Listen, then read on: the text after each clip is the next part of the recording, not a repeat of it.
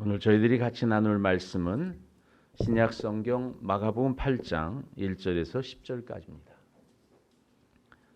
신약 성경 마가복음 8장 1절에서 10절까지 저와 여러분이 한 절씩 교독하고 10절은 같이 읽도록 하겠습니다. 1절입니다.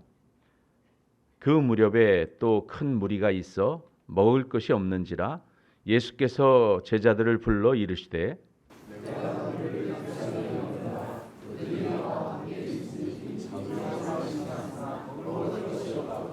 만일 내가 그들을 굶겨 집으로 보내면 길에서 기진하리라.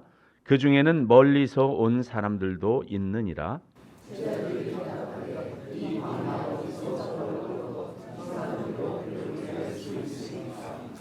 예수께서 물으시되 너희에게 떡 몇 개나 있느냐 이르되 7이로소이다 하거늘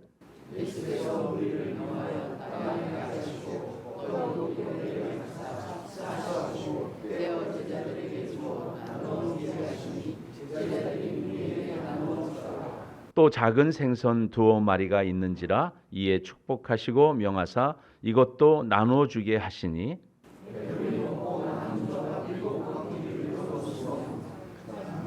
사람은 약 4,000명이었더라. 예수께서 그들을 흩어 보내시고 곧 제자들과 함께 배에 오르사 달마누다 지방으로 가시니라. 아멘. 기도하겠습니다. 하나님 아버지, 오늘 주의 백성들께 하나님의 말씀을 전하게 하심을 감사합니다. 말씀을 전하는 저나 듣는 모두에게 성령의 은혜를 허락해 주셔서 온전히 전하게 하시고 들을 것을 들을 수 있는 복된 시간 되도록 주의 영이 역사하여 주옵소서. 우리 모두에게 하나님의 은혜가 있기를 간절히 사모하며 예수 그리스도의 이름으로 기도드립니다. 아멘. 샬롬. 한 주일 동안 잘 지내셨습니까? 네. 우리 옆에 분에게 이렇게 전하시죠. 가정의 달인데 행복하셨습니까?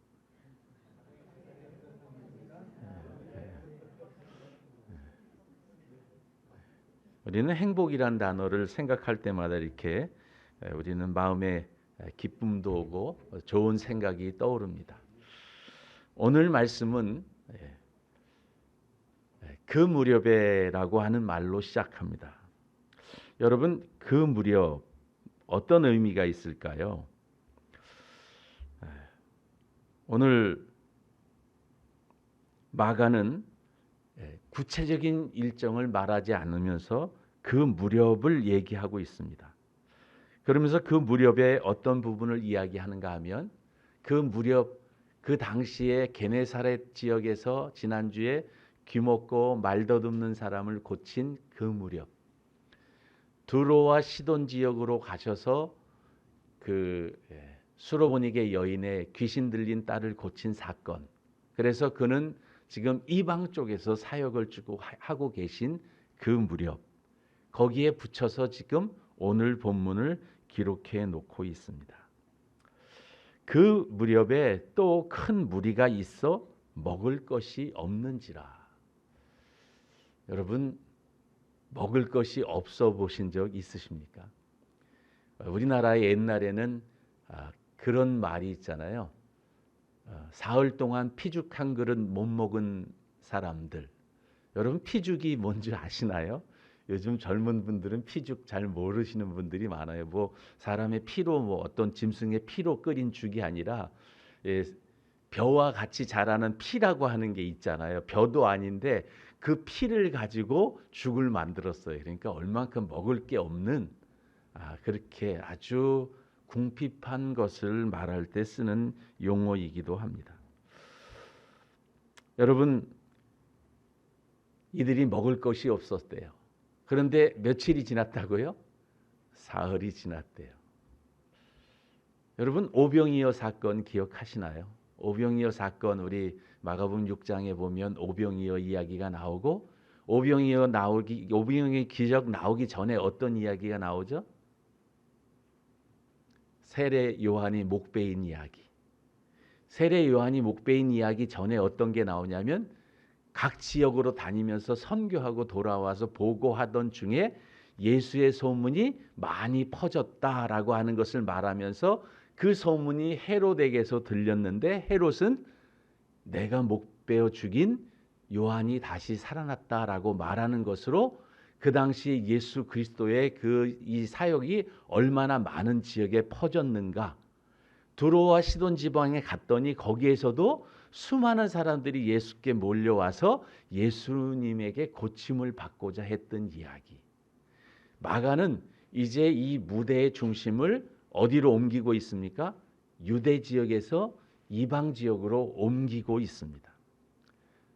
5천 명을 먹이신 사건은 벳세다 광야에서 했을 것이다라는 게 정설인데, 벳세다 광야에서 모였던 사람들은 주로 누구냐면 유대인들이었습니다. 그럼 오늘 여기서 4천 명을 먹이신 이 칠병이어의 사건, 보리떡 7, 빵 7개와 물고기도 2마리가 아니라 2마리입니다. 그런데 칠병이어, 오병이어 두 가지 차이가 무엇일까? 어떤 학자들은 그렇게 말합니다. 그것은 같은 이야기인데 다르게 쓰였을 뿐입니다. 그 이야기는 실제는 같은 것입니다라고 말하는 사람들이 있습니다. 그런데 이 이야기는 같은 이야기가 분명히 아닙니다. 몇 가지 근거에서 그렇게 말할 수 있는데, 첫 번째 어떤 거냐면요, 오병이어에서 배가 고프다고 하는 것을 누가 발견하죠? 제자들이 발견합니다. 제자들이 보고, 선생님 이제 날이 저물어 가는데 빈들인데 이제 저들을 어디로 보내서 먹을 것을 좀 구하게 하십시오. 그들을 보내십시오라고 얘기하는데, 오늘 칠병이어 사건 누가 말씀하세요? 예수님이요. 사건이 다르죠? 예수님이 그렇게 하신다는 거예요. 여러분, 이 마가복음의 배경 우리가 할 때 기억나세요? 이 마가복음은 누구에게 쓰여졌다고요? 로마에 있었던 당시에 이방 지역에서 예수를 믿던 그들을 위해서 썼다라고요. 그래서 우리 지난주에 했었던 에바다라고 하는 말을 쓰면서 아람어를 그냥 놔두지 않고 거기다가 이는 열리라는 뜻이다라고 하면서 친절하게 해석을 달았던 것은 이방인들, 아람어를 모르는 사람들을 위해서 썼던 글이다라고 하는 것을 아시면 되겠어요. 그러면 지금 이렇게 허기지고 이 궁핍한 이 상황을 누가 아신다고요? 예수님이 보시고 아신다는 거예요. 여기에는 마가가 이 글을 읽을 때 이 마가의 독자들은 어떤 생각을 했을까요? 와, 배고픔을 아시는 주님, 우리의 문제를 다 아실 것이라고 하는 것이죠. 사실은 우리 예수님께서 큰 문제를 못 해결하실 그런 분이 아니시고요, 작은 문제라고 해서 소홀히 여기시는 분이 아닙니다.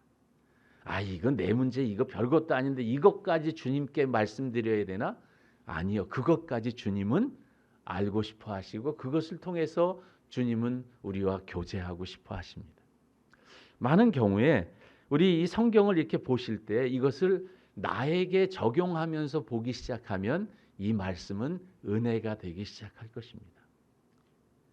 아무리 작은 문제도 주님은 우리를 긍휼의 눈으로 보십니다.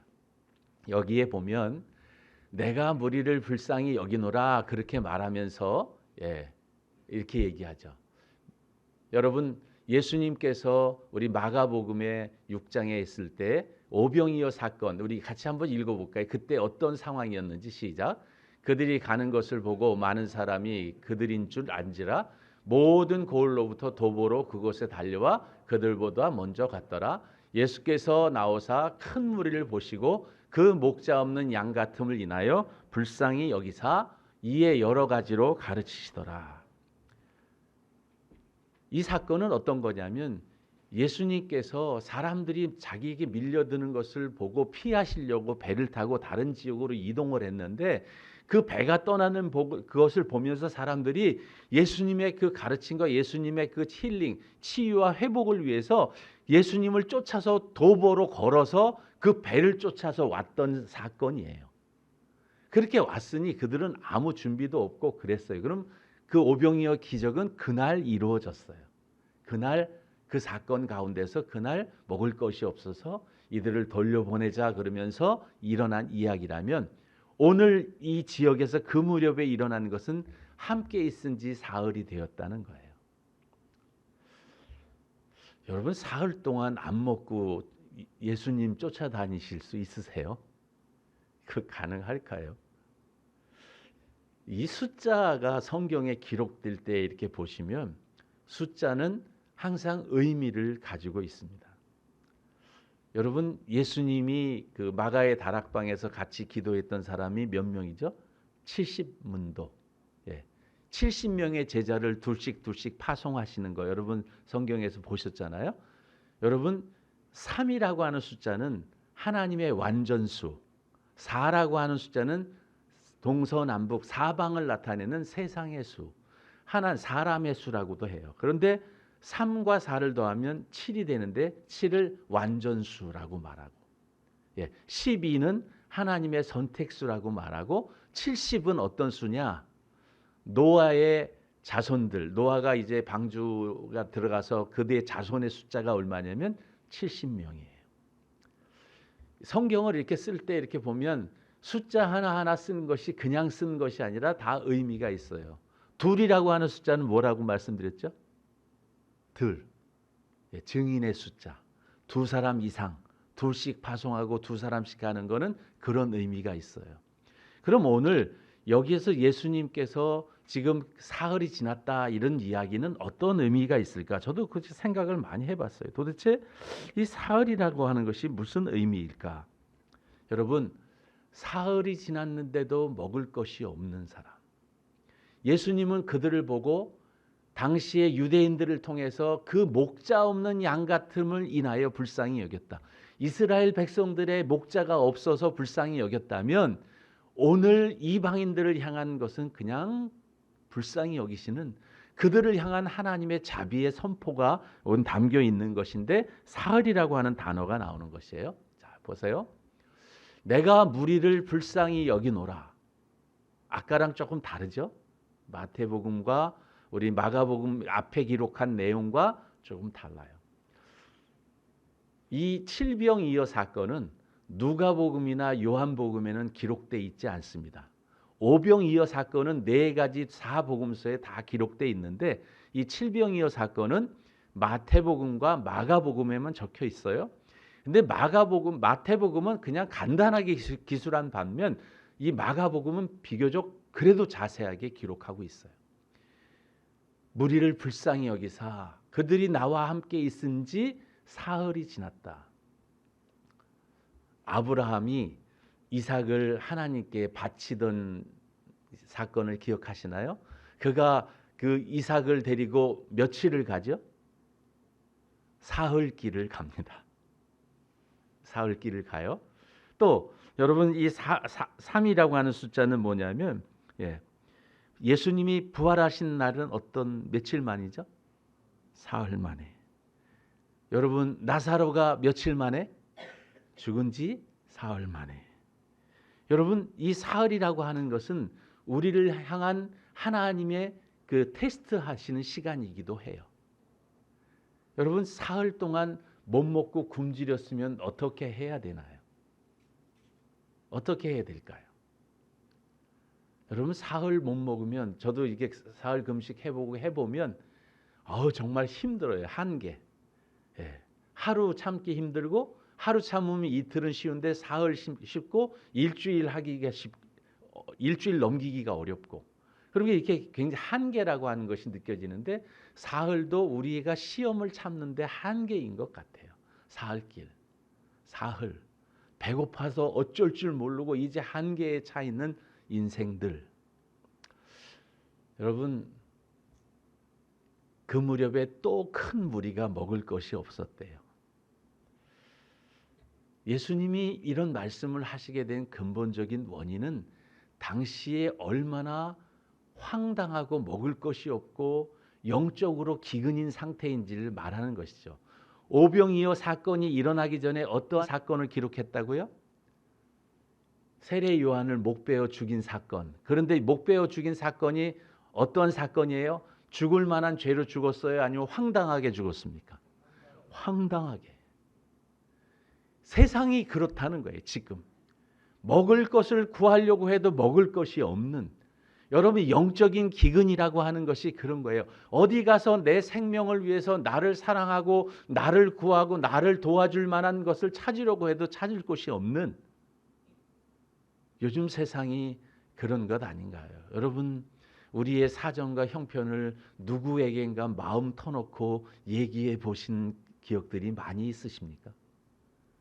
정말 말하기 힘들어요. 이 얘기하면 소문이 돌고 돌아서 나중에 어떠한 일이 생길지 모르기 때문에 그렇지 않습니까? 요즘 우리 사회를 보면 어떤 생각이 드냐 하면, 문제 하나만 걸리기만 하면 사방에서 사람들이 달려들어서 물고 뜯어가지고 완전히 그 사람을 그렇게 상태로 만들어서 더 이상 이 땅에서 존재할 수 없게 만들어서 결국은 그의 인생을 스스로 마감하게끔 만드는 벼랑 끝으로 몰고 가서 내던지는 세상이 돼버렸어요. 영적인 기근이 아니라 영적인 악함이 가득해 있습니다. 그 안에 진실로 하나님의 은혜나 선함이나 기쁨이나 감사나 이런 것들은 점점 사라지고 있어요. 처음에 제가 설교 시작할 때 행복 이야기 했더니 굉장히 얼굴이 그때 많이 환해지셨거든요. 지금은 굉장히 긴장하시고 이게 지금 완전히 이게 무슨 얘기를 하려고 그러나 궁금하셔서 그런 것도 있겠지만 우리 얼굴들은 쉽게 굳어져요. 왜 그러냐면 우리 영적으로 우리 안에 이 안에 근본적으로 이 안에 채워져 있는 것들이 없어요. 너무 허기져 있어요. 영적으로 허기진 사람들의 특징이 뭐냐면 물것, 내가 공격할 곳 대상만 나타나 봐라. 그러면 정말 이리 때처럼 승냥이처럼 배고픈 사람이 물어뜯는 것처럼 달려들어서 그냥 사정없이 물고 뜯는 그런 세상이 돼버렸어요. 사흘 영적인 기근에 있는 수많은 이방의 문제들을 예수님은 지적하고 계신 거예요. 먹고자 해도 먹을 것이 없는, 내가 어디 가서 위로를 받고 싶어도 위로받을 곳이 없는 그런 우리의 불쌍한 인생들, 그런 인생들, 여러분 밤에 정말 외로움에서 잠을 자보신 적 있으세요? 어떻게 저는 있을 것 같으세요? 없을 것 같으세요? 저도 있었습니다. 제가 인생의 위기가 왔을 때 가족들을 어떻게 부양하지? 내가 이제 어떻게 살아야지? 이런 생각들이 들기 시작하면 그것을 오히려 상의하면 걱정할까 봐 상의하지 않고 혼자 밤중에 일어나서 혼자 창밖을 바라보면서, 제가 저쪽에 그 홍콩 쪽 심천만을 바라보면서 밤에 있었던 얘기 드린 적이 있었잖아요. 그런 게 있어요. 아무에게도 말할 수 없는 그런 마음의 고통들. 오늘 이들은 그런 고통을 갖고 있었는데 누가 알아보신다고요? 예수님이 알아보신다고요. 여러분, 이게 여러분들에게 위로가 됐으면 좋겠고 은혜가 됐으면 좋겠어요.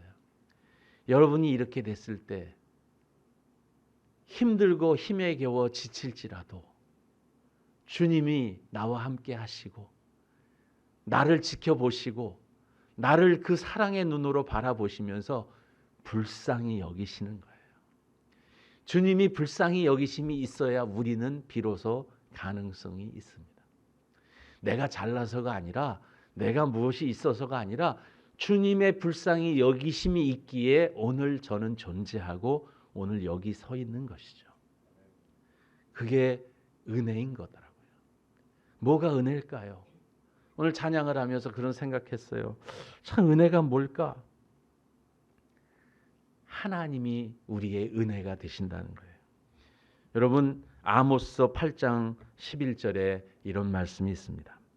주 여호와의 말씀이니라. 보라, 날이 이를지라 내가 기근을 땅에 보내리니 양식이 없어 주림이 아니요 물이 없어서 가람이 아니요 여호와의 말씀을 듣지 못한 기갈이라. 여러분, 우리의 영혼은 하나님의 말씀이 없어서 영적인 기근을 느끼는 거예요. 그래서 예수님은 생명의 떡이신 자기 스스로를 뜯어서 떼어서 주시는 거예요. 예수님이 4천 명이 아니라 5천 명, 6천 명, 10,000명, 온 세상의 인류들에게 자기의 살을 떼어서 주시는 거예요. 그 살을 어디서 찢으셨다고요? 십자가에서.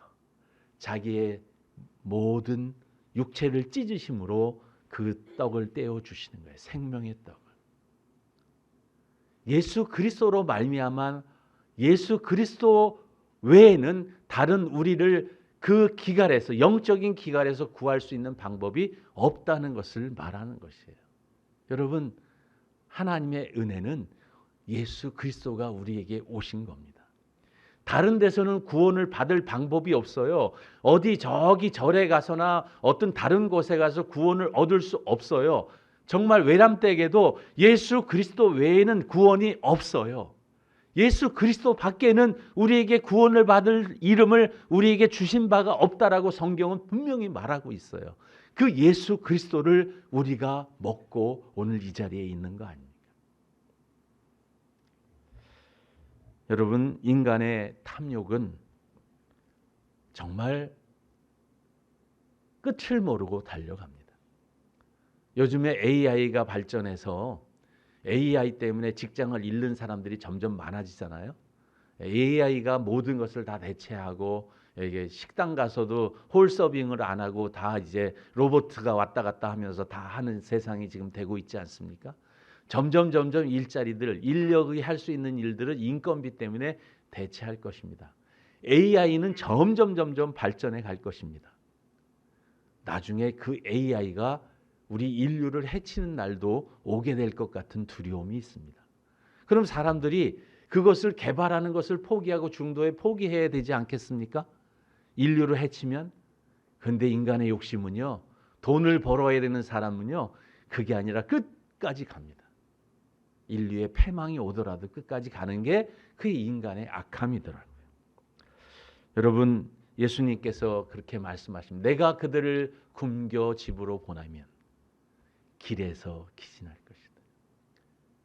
오늘 예수님께서 여러분을 굶겨 보내시면 여러분의 일주일의 삶은 실패하게 될 것입니다. 예수 그리스도의 말씀의 은혜, 나와 함께 하시고 나와 동거하시는 그 은혜가, 주님이 나와 함께 하심을, 그것을 깨닫고 그래 주님과 함께 더불어 나가야지라고 나갈 때 여러분은 승리할 수 있는데, 여러분의 힘 믿고 그냥 나가면 여러분 또 힘들고 실패하고 좌절 가운데 또 서게 될 가능성이 높습니다. 어떤 경우에는 그렇게 되지 않을 수도 있겠지만, 여러분, 예수 그리스도 없는 삶은 정말 물 없는 사막과 같습니다. 불 꺼진 항구, 정말 인생의 기쁨과 감사가 없는 거예요. 예수 그리스도를 믿지 않는 사람과 믿는 사람의 차이가 뭐라고 여러분 생각하십니까? 저는 감사다라고 생각합니다. 예수 믿는 사람들의 삶 속에서는 언어 가운데는 항상 이 감사라는 단어가 나오는데, 그렇지 않은 사람은 계획이란 단어, 그리고 자기의 어떤 설계, 내 플랜에 대한 이야기가 나오고 끊임없이 그냥 미래를 바라보는데, 진짜 은혜로 사는 사람은 감사로 살고 앞날은 어떻게 살아요? 은혜로 삽니다. 지금까지 나를 인도하셨듯이 앞으로도 나를 도우시고 인도하실 그분이 나와 함께 하실 것을 믿기에 나는 오늘 감사합니다. 그런 감사가 있는 삶이 되는 것이죠. 오늘 말씀의 제목이 뭐라고요? 멀리서 온 사람들. 여러분, 당시에 멀리서 온 사람들이 누구였을까요? 여러분, 오늘날 멀리서 온 사람들은 누굴까요? 우리 먼 데서 휘경동에서 오신 김주철 장로님, 우리 아차산역에서 지하철을 타고 오신 김용관 집사님, 멀리서 오셨어요. 그 먼 데서 온 사람일까요? 물론 그럴 수도 있습니다. 이 먼 데서 온 사람들은 그리스도의 은혜가 절대적으로 필요한데 그것이 공급되지 않았던 지역에 있는 사람들. 누구죠? 우리예요. 우리 같이 이방에 있었던, 여러분, 한국에 어떻게 복음이 전달됐겠어요? 이스라엘 땅에서 여기까지 복음이 전달된 것은 먼 곳으로 복음이 왔어요. 이 먼 데서 온 사람들, 그 먼 데서 복음을 듣고 달려온 사람들, 예수 그리스도의 은혜를 위해서 달려온 그들에게 오늘 예수님은 그냥 돌려보내지 않으신다는 거예요. 제자들은 그렇게 말합니다. 이 광야 어디서 떡을 얻겠습니까? 이 광야 어디서 떡을 얻겠습니까? 근데 여러분 이 말씀 보면서 좀 생각나는 게 없으세요? 아니 오병이어 방금 전에 경험했는데 아니 어디서 떡을 얻냐고 이 얘기를 또 해요? 제자들이. 참 이 인생이 정말 이게 이해가 안 되는 거잖아요. 금방 얼마 전에 그 벳세다 광야에서 5천 명을 먹이시고 12광주리가 넘는 그 조각을 거두었는데 그런데 이들이 그렇게 말하는 거예요. 참 우리 인생은 쉽게 망각하고 쉽게 그래요. 근데 예수님이요 이때 책망을 안 하세요. 야 니네 지난번에도 먹었는데 그걸 몰라 이렇게 말씀하셨어야 되잖아요. 근데 이때 말씀 안 하세요. 마가복음 8장에 가면 그때 해석을 해주시면서 잠깐 거론합니다. 그 얘기는 다시 나중에 하기로 하고 이 광야 어디서 떡을 구하겠습니까? 여러분의 대답은 뭡니까? 그때 광야에 떡이 어디 있습니까? 여러분 우리는 다 아니까 그 떡이 누구라고요? 예수 그리스도세요. 생명의 떡으로 이 땅에 오신 예수 그리스도.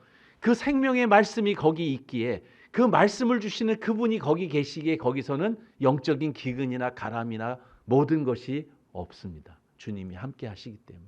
그런데 그 주님이 계시지 않으면 거기는 그때서부터 기근과 허덕임과 헐벗음에 노출되게 될 것입니다.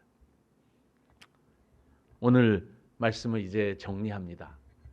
예수께서 제자들에게 이르십니다. 너에게 떡이 몇 개나 있느냐? 7입니다. 이에 무리를 명하사 땅에 앉게 하시고 여러분 유대인들이요 이방인들한테 같이 자리에 앉아서 먹는 것은 어떤 의미라고요? 가족이라고 하는 의미예요. 예수 그리스도의 가족이 돼서 같이 식사를 하는 공동 식사를 의미합니다. 자리에 앉게 하셔서 그들에게 떡을 예수님이 떼어서 주시고 제자들이 나누게 하십니다. 공동 식사를 하는 곳 어디죠? 우리 주일날 우리 모여서 예배를 드리고 같이 애찬을 나누는 게 그게 뭐라고요? 밥 먹는 거라고요? 아니요. 떡을 떼는 겁니다. 무슨 떡이요? 예수 그리스도의 생명의 몸을, 생명의 피를 먹고 마시는 거예요. 우리가 이제 예배를 마치고 애찬을 나눌 때 그 애찬도 그리스도의 가족으로서 같이 나누는 애찬이요. 그것은 성찬입니다. 오늘 그들을 땅에 앉아서 그들에게 먹게 하시는 거예요. 그런데 먹게 하신데 어떻게 먹게 하신다고요? 여러분, 그때는 12광주리 걷었는데 왜 7광주리만 걷습니까? 왜 그게 이렇게 차이가 나죠? 아마 이럴 수 있겠죠. 광주리가 7개밖에 없었을 수도 있고요. 왜냐하면 이 광주리는 또 더 큰 광주리. 왜냐하면 헬라어 원어로 보면 앞에 있었던 것은 작은 바구니라면 이것은 큰 광주리라고 하는 단어를 썼기 때문에 이 똑같은 한글은 그렇게 돼 있지만 원어는 좀 달라요. 7광주리는 좀 큰 그릇이에요. 그런데 7광주리를 거뒀다는 것은 뭐예요? 그리스도께서 먹이시는 것은 부족함이 없는 풍성함이었다는 거죠. 예수께서 이렇게 말씀하십니다. 내가 이 땅에 온 것은 왜 왔다고요? 양으로 생명을 얻고 더욱 풍성히 얻게 하려 함이다. 여러분, 우리가 예수님이 우리에게 주신 은혜는 그냥 이게 목말른데 그냥 한 모금 마시고 해결되는 것이 아니라요. 우리 문제 전체를 다 해결하고 풍족하게 해결할 수 있는 완벽하고도 온전하고도 정말 하나님이 주시는 그 풍성한 기쁨이 넘치는 그러한 회복을 주신다는 거예요. 주일 예배를 드리시고 나면 여러분 가운데 그런 회복이 있었으면 좋겠어요. 주님이 나와 함께 하시고 그분이 나에게 이 풍성함으로 주실 것이다. 나는 그분을 신뢰한다. 그분을 의지한다. 그분 앞에 나가면 나는 모든 게 해결될 수 있다라는 믿음을 가질 때 주님은 뭐라고 말씀하세요? 그렇게 말하였으니 내 믿음이 너를 구원하였다. 여러분, 우리에게 원하시는 것은 그거예요. 그렇습니다. 주님입니다. 주님밖에는 방법이 없습니다. 주님이 생명의 떡이요, 그 떡을 먹음으로 내가 하나님의 가족이 되었고 하나님의 백성이 되었고 은혜로 살아갈 것입니다. 주여, 나를 버리지 마옵소서. 주여, 개들도 그 상에서 떨어지는 부스러기를 먹지 않습니까? 나도 그 부스러기가 주님께는 부스러기가 될지 모르지만 내게는 하나님의 은혜가 넘쳐서 내 잔이 넘치나이다. 내 잔은 넘칩니다, 하나님. 그 은혜의 크기가 내게 넘치게 될 것입니다. 오늘 7광주리를 넘게 거둔 것처럼 풍성한 은혜의 기쁨이 여러분의 삶 속에 생명의 양식을 먹고 예수 그리스도와 더불어 한 가족이 되어 그리스도의 은혜를 가지고 세상을 살아갈 여러분들에게 은혜와 평강과 기쁨의 넘침으로 나타나게 되기를 주의 이름으로 축원합니다. 우리 기도하겠습니다. 하나님 아버지, 정말 먹고 또 먹어도 우리에게 영적인 기근이 있습니다. 우리의 영혼을 만족시켜 줄, 우리의 마음을 만져주고 위로해 줄, 우리에게 진정한 마음의 평강을 가져올 그런 모든 것들은 주님 외에는 없음을 고백합니다. 주님, 오늘 저희들을 불쌍히 여기시고 저희들을 긍휼히 여기시는 그 긍휼이 저희들에게 또 임해서 저희들을 먹이시고 입히시고 우리를 세상의 영적 기근 가운데서 건지시고 우리에게 풍성한 삶의 기쁨을 누리게 하시는 그 은혜로 저희들을 인도해 주옵소서. 우리 사랑하는 성도들의 삶의 현장은 정말 가시와 엉겅퀴가 있는 세상이요, 힘들고 고통과 연약함이 있는 곳이지만 그곳에서 주님과 더불어 동행하며 기쁨과 감사와 평강의 시간들을 보낼 수 있도록 주여 도와주옵소서. 예수님의 이름으로 기도드립니다. 아멘.